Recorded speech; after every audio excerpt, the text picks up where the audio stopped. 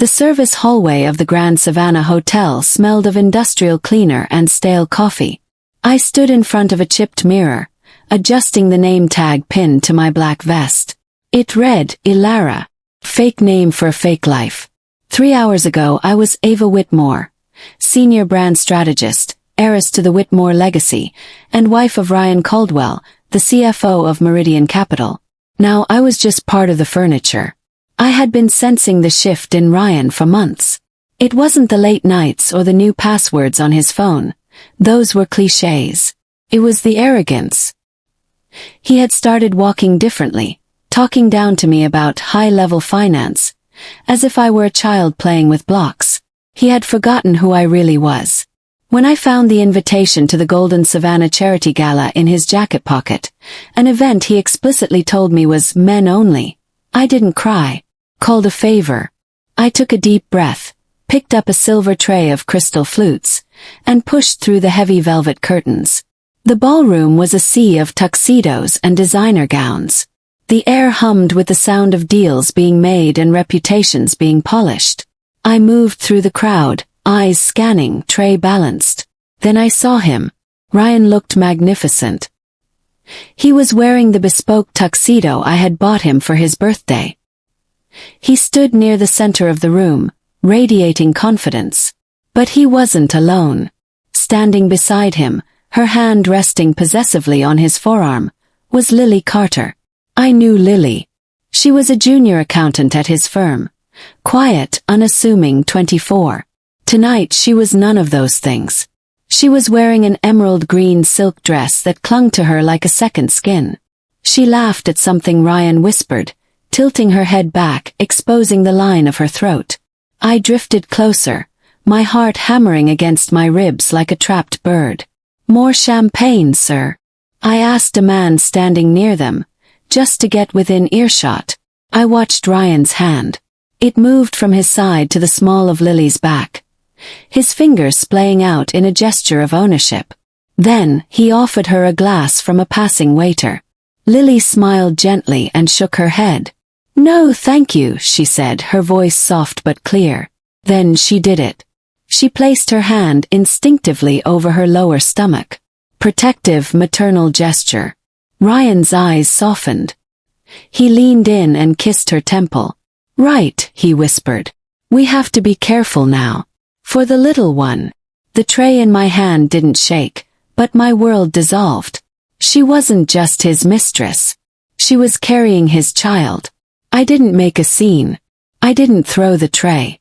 I simply walked back to the service corridor, placed the champagne on a table, and leaned against the cold concrete wall. My phone felt heavy in my pocket. Dialed. Daniel, I said when he answered. Daniel was my brother, and the acting CEO of the Whitmore Group, the conglomerate that silently owned the majority shares of Ryan's firm. Ava. Daniel's voice was sharp. Where are you? I'm at the gala, I said, my voice dead calm. He's here. With Lily Carter. She's pregnant, Daniel. Silence stretched on the line. Then, what do you want to do? Do you want me to have security escort him out? No, I said. That's too loud. I want the truth. And then I want him erased. Not physically. Financially. Professionally. I want him to wake up tomorrow and realize he doesn't own the shirt on his back. Understood, Daniel said. Go home, Ava. Leave the ring. I'll trigger the audit protocols tonight. Ryan came home at 7 a.m. whistling. He unlocked the front door, expecting the smell of coffee and a naive wife. Instead, he found silence. He walked into the living room. The painting over the fireplace, a $50,000 original he loved to show off, was gone. The shelves were stripped of my antiques. He ran up the stairs, panic starting to set in. Ava, he called out. Our bedroom looked like a hotel room prepared for a new guest. My side of the closet was bare. My jewelry box was gone. On the nightstand sat 2 items. My diamond wedding band and a thick manila envelope. Ryan picked up the envelope. I wasn't there to see it, but the hidden camera I had installed in the smoke detector streamed it all to my phone. He tore it open. It wasn't a tear-stained letter. It was a legal filing. Divorce petition. Breach of prenuptial agreement. He flipped the page and saw the photos. Me in my server uniform, capturing him kissing Lily in the parking lot. Him touching her stomach. Timestamps. Locations. Then he saw the letterhead. Whitmore and Associates. He called me. I let it ring. He called Daniel. Daniel! Ryan shouted into the phone, pacing the room. Ava has lost her mind. She left. She's trying to sue me. Check your email, Ryan, Daniel said, his voice ice cold. Ryan opened his laptop. His face went gray. Subject. Notice of immediate suspension. From the board of directors. What is this? Ryan whispered. I'm the CFO. You can't suspend me without a vote. We voted this morning, Daniel replied. The controlling shareholder called the meeting. Controlling shareholder. Who? Ava, Daniel said. Ryan froze. Ava. Ava is a brand strategist. She doesn't own stock. You never did ask about her family, did you, Ryan? Daniel's voice was filled with pity. The Whitmore Group funded your firm's angel round 10 years ago. Ava Whitmore owns 51% of the voting stock. She didn't just marry you, Ryan. She employed you. Chapter 5, The Financial Guillotine. Ryan dropped the phone. He stared at the wall where our wedding photo used to hang. The realization hit him like a physical blow. He hadn't just cheated on his wife. He had cheated on his boss. His laptop pinged again. Another email. Internal audit. Flagged expenses. He opened the attachment. It was a spreadsheet of every dollar he had stolen to fund his affair with Lily. The weekends in Cabo. The diamond earrings. The dinners. $342,000 in company funds. Disguised as client development. He tried to log into his bank account. Access denied. He tried to open the wall safe. Me. I had left him a note inside the safe. Just one sentence. You wanted a life without me? Now you have it. Good luck paying for it. Ryan sat on the floor, surrounded by the ruins of his life. He dialed the only number left. Lily, he gasped when she answered. Lily, listen. It's bad. Ava knows. The company knows. They froze my accounts. I know, Lily said. Her voice wasn't warm anymore. It was sharp.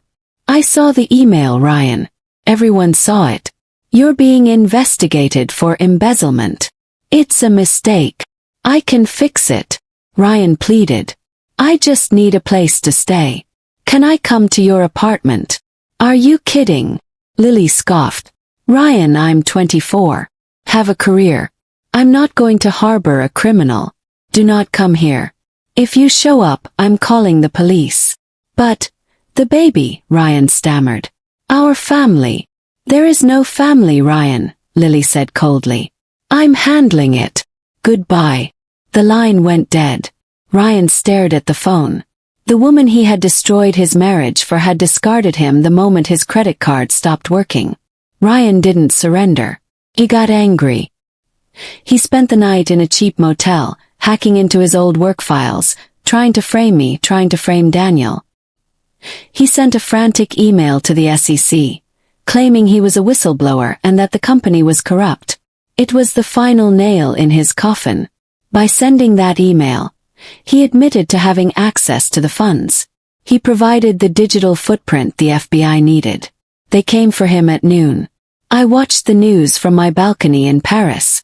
The footage showed Ryan Caldwell, handcuffed, being led out of the motel room in his wrinkled tuxedo shirt. He looked small. He looked defeated. 5 years later, Ryan is currently inmate 741,823 at a minimum security federal facility. He spends his days sweeping floors. He sends me letters sometimes.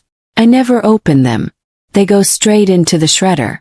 I live in London now. I took over as CEO of the Whitmore Group. We expanded into sustainable energy. I met a man who doesn't care about my money because he has his own, but more importantly, he has his own integrity. People ask me if I regret how hard I hit Ryan. They ask if it was too much. I tell them this. Betrayal is a choice. Ryan chose to humiliate me. He chose to steal from me. He chose to build a secret life on my foundation. I didn't destroy him. I just turned the lights on. And like a cockroach, he couldn't survive the exposure. If you're listening to this and you suspect you're being played, don't scream. Don't fight. Gather your evidence. And remember, the most dangerous person in the room is the one who knows everything and says nothing. If this story stirred something inside you, don't scroll away in silence. Tap like it tells us these stories deserve to be told. Subscribe to Vengeful Goddess for unforgettable tales of betrayal, resilience, and justice. Stories you won't hear anywhere else. Turn on the bell icon so the next story reaches you the moment it drops. Your support keeps these voices alive. Because sometimes, revenge isn't loud, being heard is.